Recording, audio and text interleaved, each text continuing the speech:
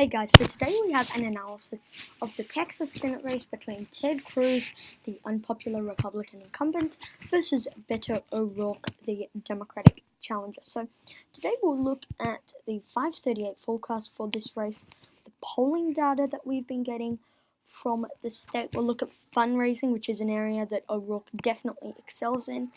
In addition, we will look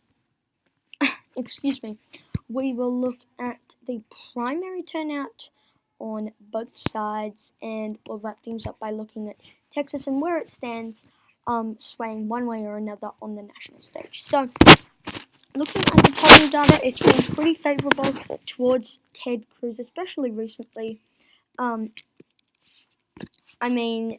Beforehand we had Cruz up 2, up 6, up 4, up 1, up 4, but then all of a sudden, Quinnipiac poll, Cruz +9, +5, +6, +9, +8, +7. So recently, it's not looking as good for Ted Cruz it's not looking as good for O'Rourke recently.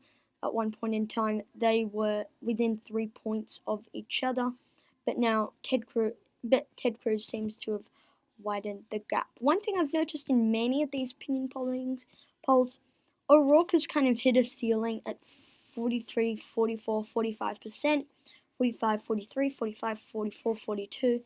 And I think that's kind of the limit for him, whereas Ted Cruz can go from 47 all the way to 54, and that's the Republican base coming back for Ted Cruz. Now, looking at the 538 forecast, a big disagreement with 538. I think O'Rourke can keep this definitely within 3 points. They're only giving O'Rourke a 2 in 9 chance of winning this one. Overall,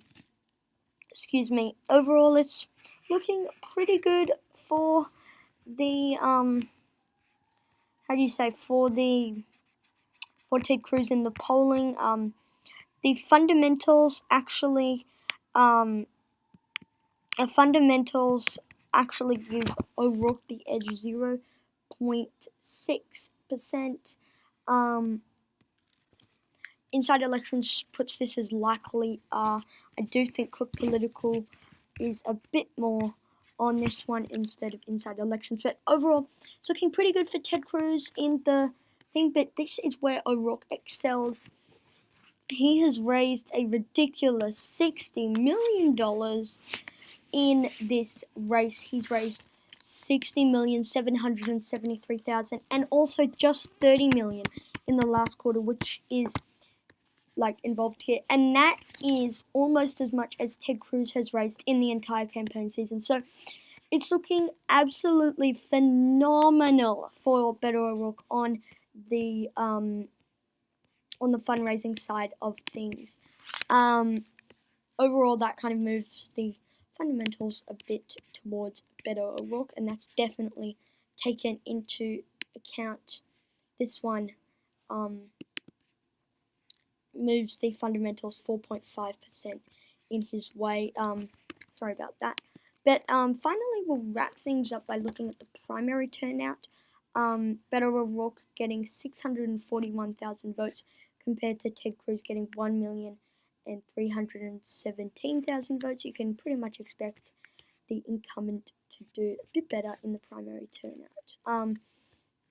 Finally, I'm going to wrap things up by looking at Texas and where it stands on the national stage. So right now I have Texas as a tilt Republican state, but if Beto O'Rourke was able to pull off the upset, if Texas is going, Tennessee is probably going, Nevada's probably going, North Dakota probably will still stay in the Republican column.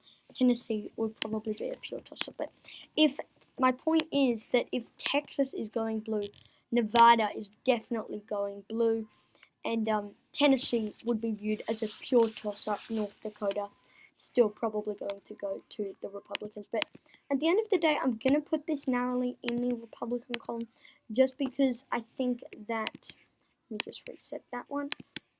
I think that Ted Cruz just has that slight edge. The polling data has been suggesting it being leaning or likely. But if we just look at the energy that's on the Democratic side, and the primary turnout is far beyond expected, as well as just that all the fundamentals, especially the fundraising is looking really great for Beto Rock. I just don't think Texas is ready to go blue just yet. So, especially with the polling that we've been seeing. So thank you guys for watching this video. Comment down suggestions below, and I'll see you all in the next one. Peace.